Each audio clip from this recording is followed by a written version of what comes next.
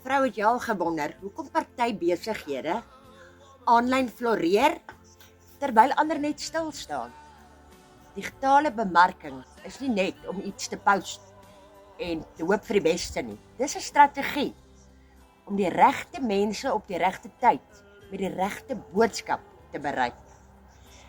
Dit sluit alles in vanaf sosiale media, e-posbemarking en advertensies, tot jou webblad en hoe hy lyk en hoe maklik mense jou kan vind. Met digitale bemarking bou jy nie net sigbaarheid nie, jy bou vertroue, verhoudings en uiteindelik verkope. En die beste deel, jy kan alles weet. Jy weet presies wat werk en wat werk nie.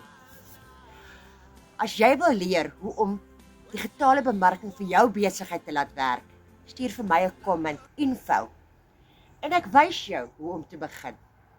Lekker dag.